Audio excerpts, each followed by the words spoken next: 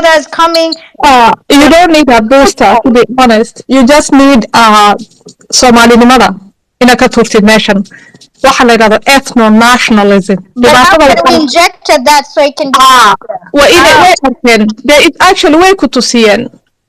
Way ku gowraceen. You have seen with your own eyes inay Somalinimada inay shaqaynaynin. You actually saw with your own eyes. Marka maanta China, you can stop China very quickly. China maanta waxay u bareeday. Okay, now let's talk about China war crimes. Equality of states. China markay iyagu Muslims ay dhibaatayso China way qarisaa. Look at this. China may soo fariisataa on social media may tirahda, oh, look at how I'm mistreating the Uyghur Muslims. So ma tirahda, oh no, waxaanu baraynaa, waxaanu samaynaa. China fights, adaad maanta ku tirahda isku eedaysi China internment camps geliseen Uyghur Muslims, waxay ku dhan waxaas waxna kama jiraan. Se China maanta waxay u bareeday inay la soo fariisato take pictures with war criminals from SSC Khartoum, with terrorists. Why is China doing that? Macy's way decent. This is a very simple question. Arag China oo qarinaysa inay iyadu genocide geysanayso oo caalamka destabilization campaigns meel walba ka geysatay, maanta waxay u bareeday China inay pictures la soo fariisato war criminals. Why? Is because adigu ma muujinaysid you are an independent state, ma muujinaysid your POWs waxa lagu sameeyo war crimes, ma muujinaysid terrorista jooga Somaliland. Look at this. Dhibaatada haysata iyaka Somalia SSC Khartoum dadkan isku sheega waxay sharciga caalamka iyaku ay la socdaan. Iyaka waxay koraneen adiga waxan ka dhacay Somaliland waa tribal warfare, qabaailas haysta. Laakiin iyaka toodii ay marsanayaan. Waa kuwan maanta ku geeyay United Nations waxa la yidhi, waxaan arkay warqad oranaysa qofa soo dhigay Twitter, oh, waxaan ka dhacay Laascaanood waa war crimes. Waanu gudbinay yiraahdeen United Nationska. Kuwii waxaan geysay waa la xisaabtamaya. So dhinacan international lawgii ay ka shaqaynayaan iyaka kaasay raacayaan. Amnesty intay soo qorteen waxay yiraahdeen indiscriminate shelling ka dhacay meesha. ICRC intay dhinaca kale waxay keeneen aniga ayaana waxaan ka sheekaysanaynay. Waxaan idhi Somalia iyo huwanta Somalia irid Somali SSC Khartoum were the same entity.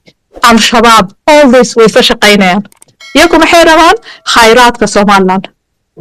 Ya proxy war kula jira de kuwan kalena China, Iran, Qatar, blah blah blah.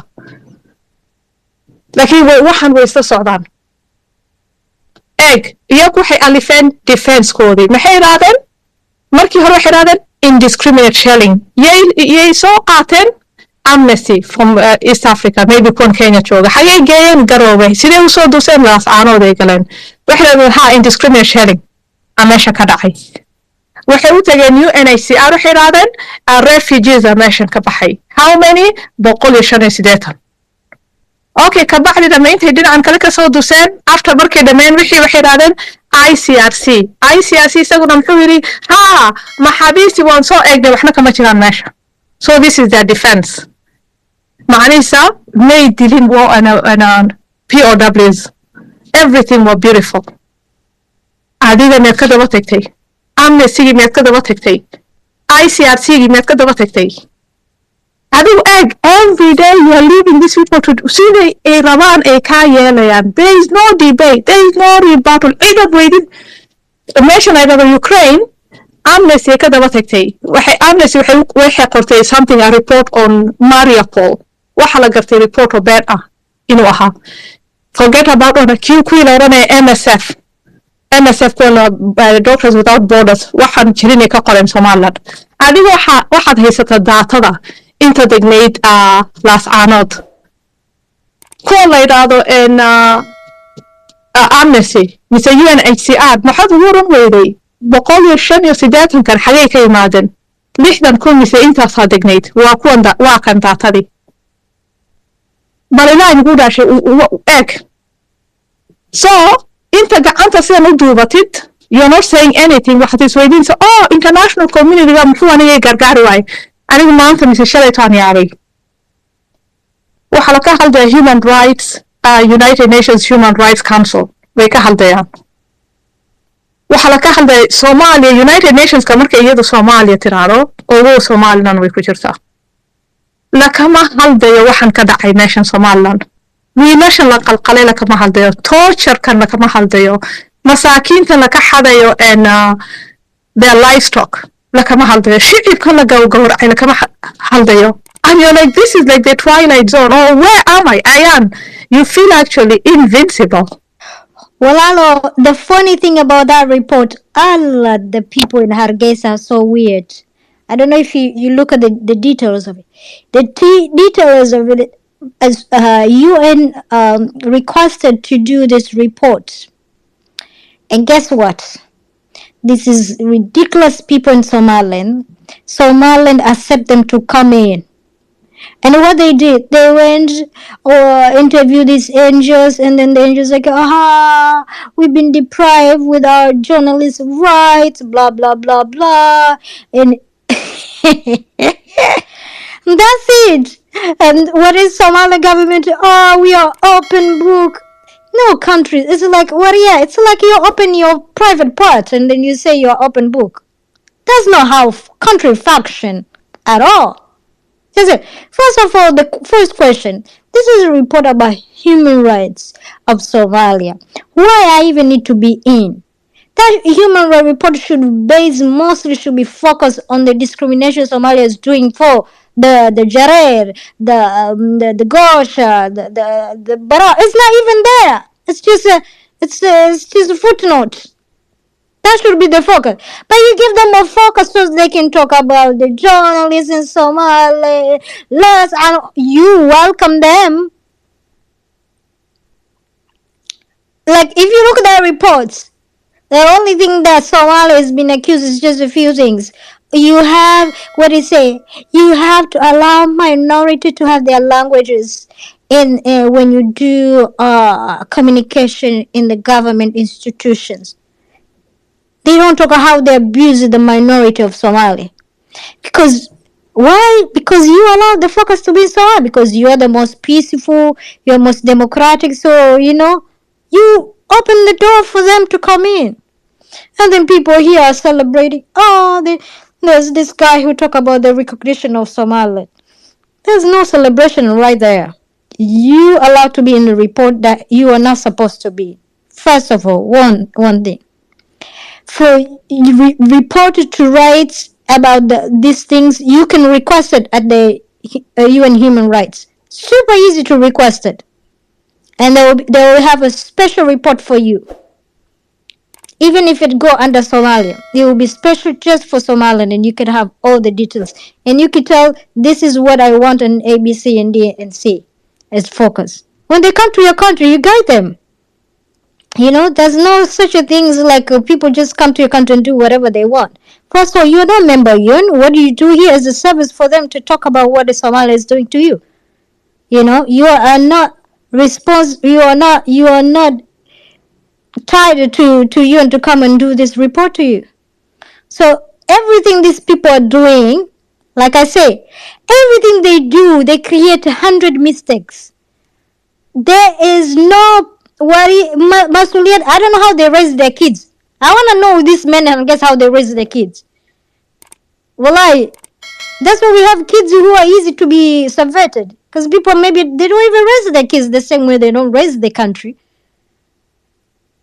You have to know every decision you do, it has to create a multiple impact. So you always have to calculate, even with your kids. Or you allow your kids, okay, just go to parties. Tomorrow the girl she's pregnant, she bring you kids, great kids with no marriage, and then you're gonna be surprised because you allow them to go out.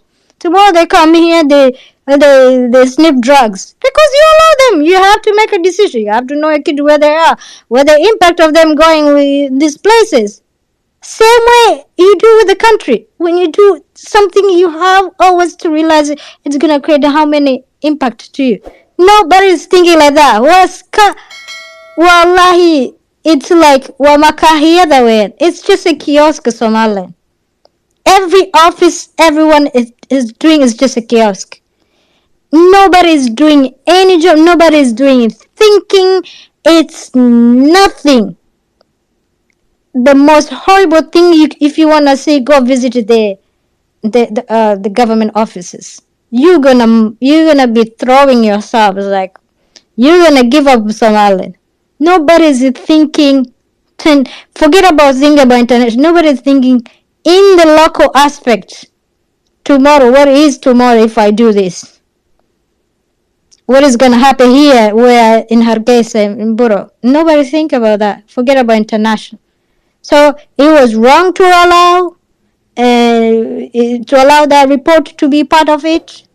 And now you created multiple things because you include Laascaanood. You know, you allow that. Everything is happening that Hassan Sheikh is doing because Mustabi allow. The government allow to happen. Everything. Even these people are going over there. It's because they went to Djibouti and they allowed it. They could say, no, exactly. No, we don't want you to create to give them aid through Mogadishu. Oh, because you're responsible. Yes, I can show my responsibility as a country. This is what I'm gonna do. A, B, C, D. Oh, they're not gonna do this. Yeah, if they're not gonna do this, that means they're not serious. They don't want aid. If they want aid, this is how B and C, D and do within our country. Just like that. But they say, hi. Wallahi. And then when they see Adan people, I don't know, wallahi, inferior complex, I don't know. Inferior complex everywhere. These people scared of Ras Somalia. Imagine that. Just ridiculous. Anyways, Edna, you see how I always go temper? It's just you just see reality through phones and conversation and things like that. I've experienced when I was there in Hargeisa. I just want to throw out, wallahi. Nobody's doing anything. Nobody's thinking. Nobody's thinking in Somaliland. Nobody's even thinking. Just vibes. Even hipster, they creating. They have their own farming, gardens. They eat good food. Nobody's even farming in Somaliland. Everything is vibed.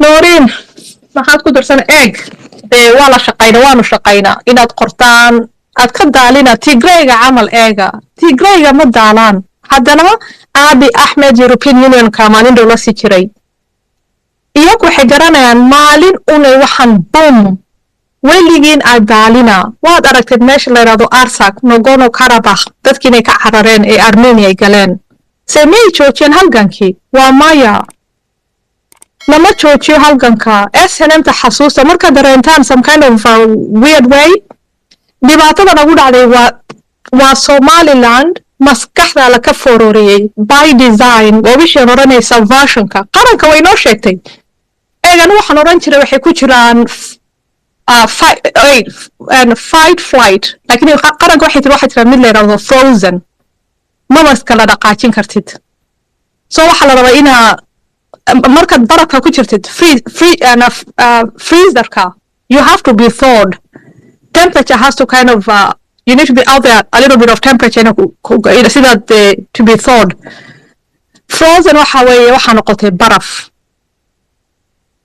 marka hadda waad arkaysaa qaarkood way soo yara kaceen because waxay arkeen wax cognitive dissonance ku dhacay reer Somaliland I really feel sorry for them anaka waxaa naga difaacay waxan dhan because waanu garanaynay inuu imanayo we can see the trends marka reer Somaliland markaan ku oranaynay hadaladan guracsanay oranayaan gaal raac markay ku oranayaan yuhuud waa meesha ugu xumayd ala gaaray waxay isticmaalaan saddex shay midan aad u nacabaynan afkayga ka iraado laakiin waa ka iraado waa ka leedahay qowmuluud adaad aragtaan waxaa la yidhahdaa markay kugu sheegeen qowmuluud, markay kugu sheegayaan gaalraac, markay kugu sheegeen yuhuud, waa dehumanizing dhinaceena, waayo waxaanu nahay muslimiin. arag kaa ku dhaawacaya side ay meeshan keenayaan waa stagekii afraad genocideka, waa ka ugu khatarsan ala ku oranaya. hadda United Nationska hadaad gashaan waxay ku oranayaan dehumanization kan ka afraad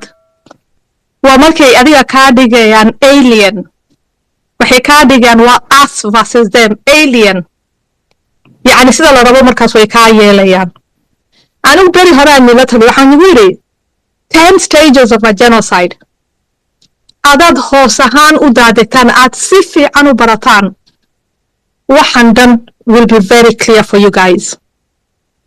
ka tobnaad muxuu ku oranayaa? ka tobnaad wuxuu ku oranayaa dadkii geystay genocideka waa kuwii orderka bixinayay, the perpetrators, waa Soomaaliya iyo dee Morgan waxay article waa kii dee waxaan qoray kuwii geystay the perpetrators, iyagu waxay rabaan inay weligood ku noolaadaan impunity, siday rabaan u dhaqmaan. haddana dadkii tacadigan u geysteen dowladooda waxay gelin doonaan dad oo genocidekan staajin doona. adigoo isweydii markaa genocidekan weyna, genocideka waa dambiga caalamka ugu sareeya, waxaa la yidhahdaa crime of crimes. de adaala kugu garto inaad genocide samaysid dee tacadiga waa very severe. Soomaaliya kaasay ka cararaysaa. ka shanaadna waa ku dhacday, waa kan la yidhahdo organization. maxay iyo ku sameeyaan dadkii wada degnaa walaalihii ay cunfi gelinayaan, divide and conquer. marka maxay samaynayaan? milishiyaan ay abuurayaan. siyaad barema milishiyaan u baahnaayaan. he was very powerful, he had a very powerful military. why does he need a militia? think about this. waa cadowtimo a dadkii wada degnaa la gelinaya, shaki, mistrust, discord in dhex galo. marka milishiyaanka xaguu ka keenay siyaad bare? forget about kuwanu ka keenay ogaadeeniya. milishiyaankii Somaliland dhibaato weyn markani keentay. eeg adigu waxaad ku eedaynaysaa genocideka milishiyaanka, waxaad adaan Isaaq genocide ka haldo, dhulbahanta iyo warsangeli iyo reer awdal aniga waxay oraneen waanu eedeeyey. you see how smart they are dadka genocideka sameeya? way ogyihiin inaad isla meeraysan doontaan. ka shanaadaad ku dhacdeen. iyaka markaad adigu tiraadid waa warsangeli iyo harti iyo gadabgursi waxaan genocidekan geystay, Soomaaliya ka qaadan eeda. genocidekan de waxa geystay Soomaaliya. United Nations report waxa ku qoran is a state sponsored genocide. dowlad aa geysatay genocidekan. dowladdaasna waxa ku qoran meesha Soomaaliya. is in the UN report. adiga laakiin waxay ku badeen inaad dadkii kula degnaa tiraadid iyaka geystay. mareer awda la Isaaq marin kara? su-aasha sabaan weydiyo. ma harti a Isaaq marin kara? haddana dee ma aha maris, waxan waa dabargoyn. think about this. waxaad laku haldayo dabargoyn waa an extermination campaign. macanihiisa waa laku gumaadaya. eedan haday isku iman lahaayeen reer awdal iyo hartidan may ku marin lahaayeen. can they do this? ma million ay kaa dili lahayn yomo oo laku gumaaday oo laku tacadiyey for many years. so dowlad meeshas kumay jirin oo facilitated this genocide.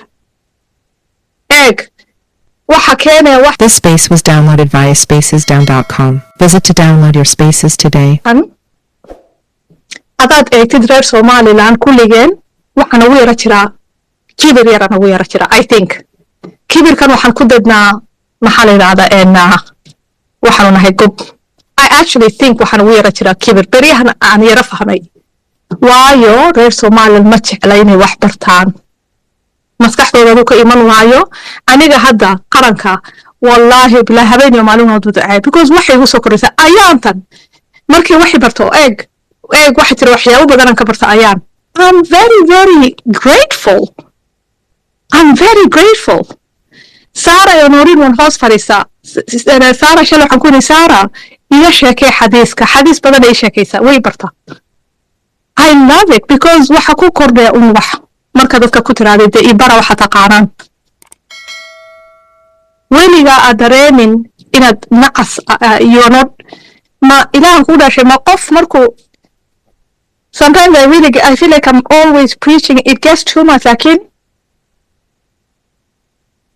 dhibaatadan dhan waxay nagu dhacaysaa waa laba shay anigu waan gartay laba forget about genocide because genocide-ka dad badan uu ku dhacay haddana madaxay soo kiciyeen kaagana runtii waa genocide aad u foolxun kaaga horta aad u foolxuma because inta genocide-ka lakugu samaynin dee sanado aad u badana laku dhibaataynayay aad adiguna samraysay kuwa genocide-ka lawyerska waxay nagu yidhahdeen genocide-ka wuxuu ku dhacaa dadka very gentle dadka aad gentleka u ah oo dadka kale dhibaataynin you are actually pretty gentle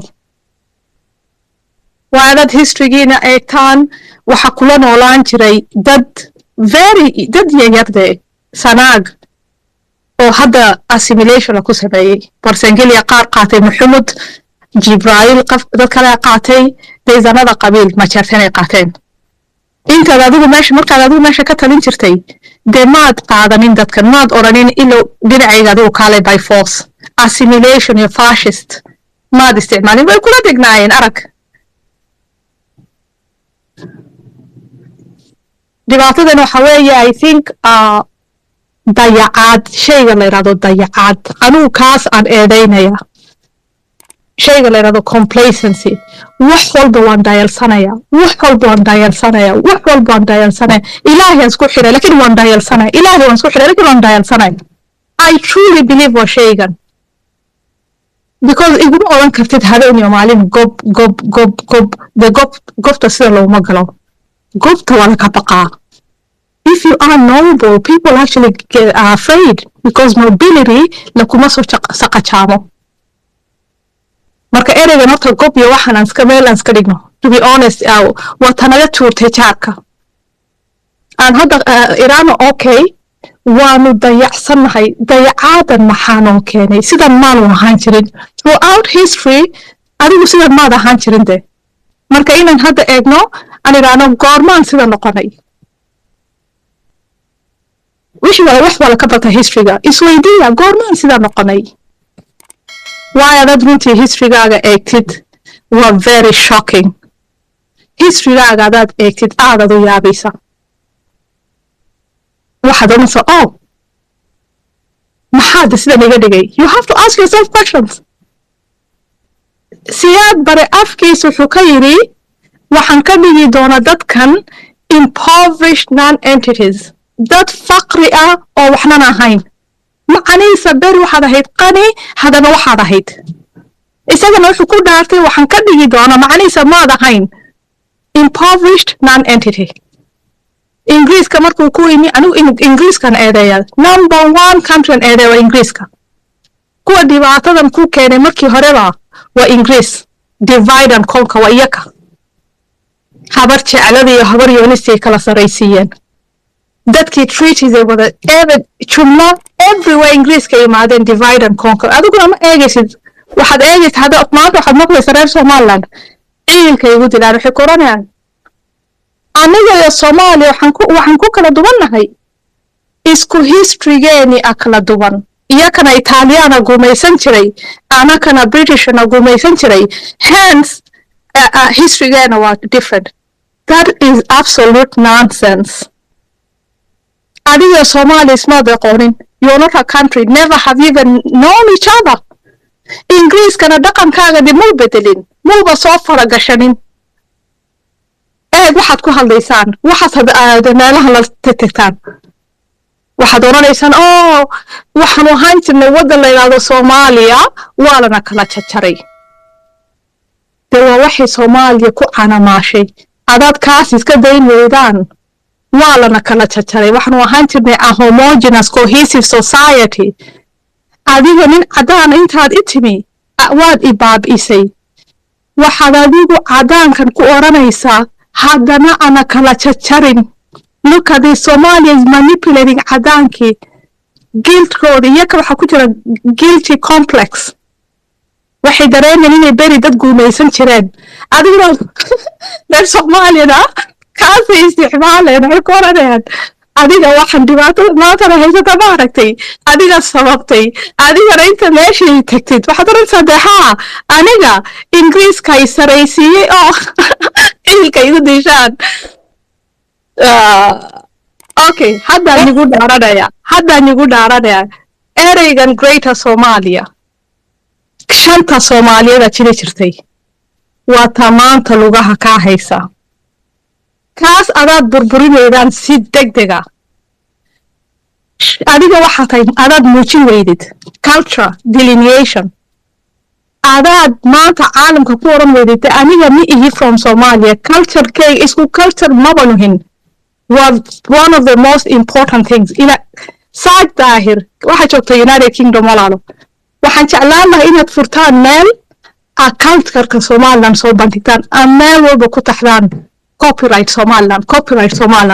Somaliland egg ana gabadhan cambaabur maxay samaysay waxay soo qaadatay cambaabur aniga iyada si juwi areer Somaliland ku oranaya cambaaburkan baasaad Djiboutiyaanka siiseen anaka iska lahayn wejiga la naga fiiqay meeshan aniga iyada markaan yarayn cambaabur lagu quraacsin jiray haddana reer Somaliland waxay raadeen waxaas waxaan waa jiraan ma xasuusata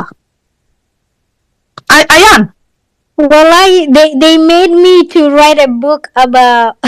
I feel so ancient, and I was like, man, I'm not that old. I'm like 100 years. I feel like this happened in the ancient Somaliland time. Like, what's going on? It's just, well, I don't know. I still suspected, and I was like, man, maybe all these Somalilanders are not even Somalilanders. They've been planted. That's why we don't get recognition. Wallahi, they were arguing with us. People were arguing with us about Ambabur. They were so surprised that to let them know there's actually different type of Ambabur. And I was like, man, if I tell them about Kidir, will they know what is Kidir? Do you guys know Kidir? Actually, I need to start using a new name. That's another food too. It's so funny because Zahra, she's down there. Zahra, she went and asked her Ayeyo. Zahra! Everyone was asking there, do you know Amba? I was like, yeah. I was like, what's going on? Like, how did we able to change so quickly? And now we're eating Barisio Moose. Somaliland never ate Barisio Moose. This is Somali culture. And someone was like, oh, I saw documentaries, some social media influencers, international, went to Somalia. And I was like, don't miss a food, banana, this is our culture. I was like, no, it's not your culture. You never eat. Eating with banana, it's a Swahili culture. It's not even Somali culture. Because Somalia was, once upon a time, it was a Swahili kingdom. A hammer all the way to Zanzibar. That's how the Swahili people eat with banana. Because banana come to people who are farming, Bantu people. It's not a culture of nomad people. You are not a farmer of banana. So it's not your culture. It has to be embedded through you.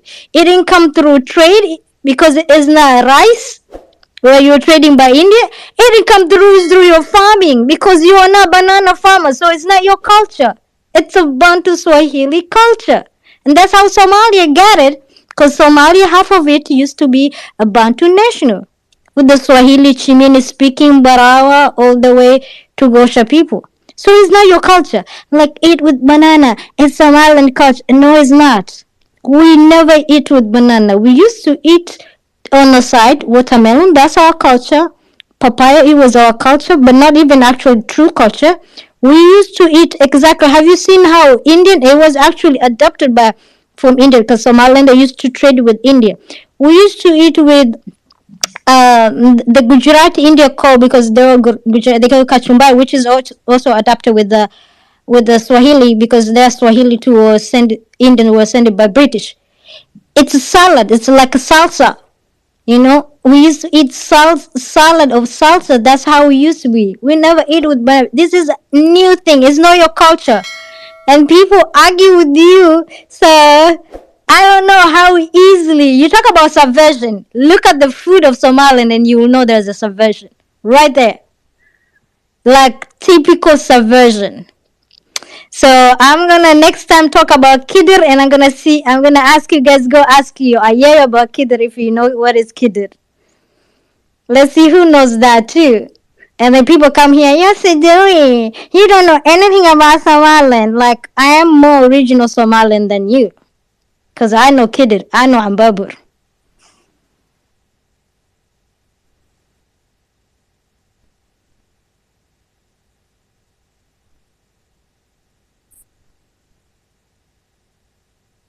Norin. Ah. waxaan ka gudbaynaa next insha allah waxaan ku jirnaa nolol fiican ilaahay wada barino Norin. Edna, we're going to have a Norofian when we start eating Ambabur with honey. Oh my goodness. With Kidir. You're sick. I know you're saying. Then when you see that, you know Somaliland is back. Now Somaliland is not back. It's still it's still oh my goodness. Somaliland wallahi. Sida like Somaliland. waxaad ahaan jirteen xidig Kenya marka timaadeen waa la eegan jiray. You guys waxa la ku arki jiray the top guns. maanta Soomaaliya maskaxda naga qabsatay. No, we have to say bye bye to Somalia. Bye bye. Norin ma meed ku jirtaa? dee eeg hadda beeni ma sheegayo waxaad ahaan jirteen xidig. We use Edna. You know we used to eat.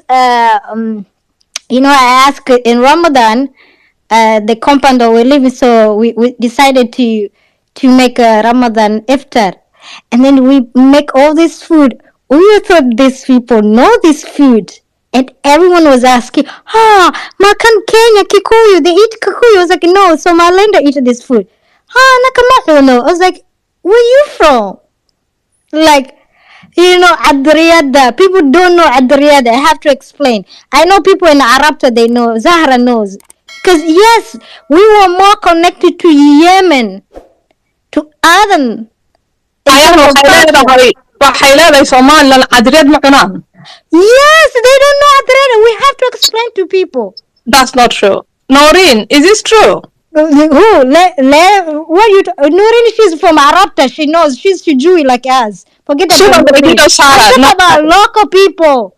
I have to explain Adriyada. Wallahi.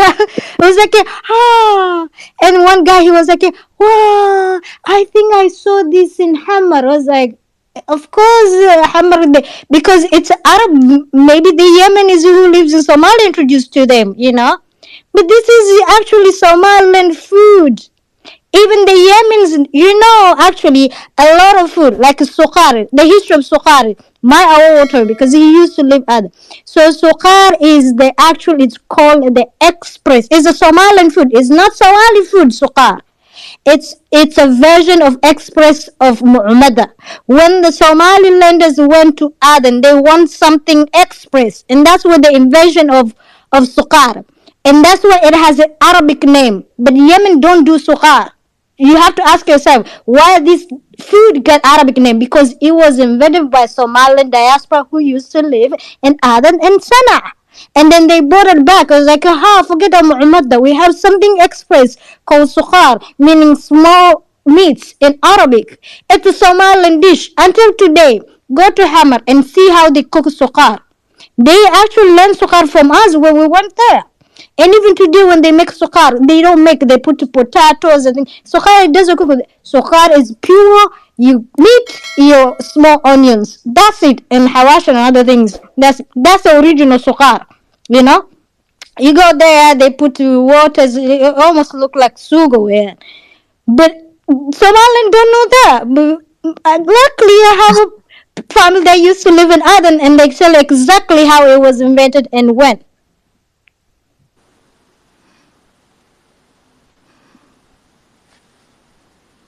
Dir'a, another thing too. My mom told me exactly when they went in the 60s in Hammer, they didn't know how to wear dir'a onsiga, because we had a bukur coming from Arab. It's not our culture, but we introducing to the Horn of Africa. It was through us, through trade. They didn't even know. They used to wear gontino, nasaha, or my mom say nasao. They never even use. They use people from Hammer. They used not to eat lahoh. It was actually introduced to them to us. They used to eat mufa in the morning. This culture of eating lahoh in the morning from rest Somalia, it came from us. We introduced them. Straightforward. It came from us. سبحان So واحد but كل we إنسان are not proud of this because we give away our culture. You know, they in the morning in Hammer with their guntino nasa half is open, making their move for move. That's how their breakfast. This culture of eating with the came from us. Onsi, dir'a, everything. This is our culture that we introduce it to them. Of course, the Arabs, Somali, they knew that, but they because the other Somali, they didn't know that because there was segregation. You know, rest Somalia, these other who are not Hamari or Arab, they were not even allowed to get into Hamarwaini until the Italian came. They were segregated. The Arabs, the Indians, they were living in Hamarwaini, the Italian in downtown, this Hawiya, other tribe, all the way to the Murug, wherever. They were never allowed to come to town. That's why they could not adapt this culture. Well, for us, we were trader. We were excellent people. In Aden, we have our community places. You know, we're respected people. We're traders, so we can integrate it with other people. You know, that's exactly where we were high class people. It's not a, it's not being proud, but that we were proud people. That's to the exactly. You know, we introduced all these things. Data came from us. Exactly. Of course, Djibouti was part of us. Djibouti was Somalilanders. They were thrown out after the independence. So that's how it is. But everyone, don't give away. This is your culture. Protect them, and the old ones bring them back. Assalamu alaikum. I just came back up, but I wanted to share Ambabur that Adriyat is not like used at like maqahiyasha marka the kasaqated, but I have been to a lot of asumads and it's used then, and also something that's like very heavily used by here Somaliland in particular is what was it called? Duqas, yeah, duqas. That's something that's and I think what it's made out of is celery seeds or parsley. I think it's celery seeds. And then they just pretty much like toast it and then they grind it down and then they put like salt and pepper and maybe like some other seasonings in there too. But that's like also like a common staple that's within Somaliland. But I have seen people use adriyat before many a times. Yeah, I mean, if you go to old school, Red Hargeisa, I've seen Red Hargeisa that are my family that they're old school. They will do food that are old school, like similar to us. But the new generation maybe not know a lot of people. But I'm telling you, if other people was like, what is this? What is Adriad? I don't know where they came from. You know, for me to explain to you, Ambabur, like, Ambabur was eaten in Agabo. And people are like, Ambabu, Western Somaliland. If they try not to give it to Djibouti, they will tell, no, Ambabu was eaten corner to corner. Laho is the express of Ambabu. That's how we were so innovative. Sukar is express of Muhammad. Laho is the express of Ambabur. We were innovating foods, cuisines. That's who we used to be. Are we innovating any cuisine nowadays? Nothing. Maybe coping eating with banana. We were innovators. Those back in the days. Imagine from that point to become who we are today. Begging, eating food with banana. Well, like we downgraded. We were innovating because when a culture that innovating foods, even if you're taking food from other culture and you make your own version, that culture is the most innovative culture ever.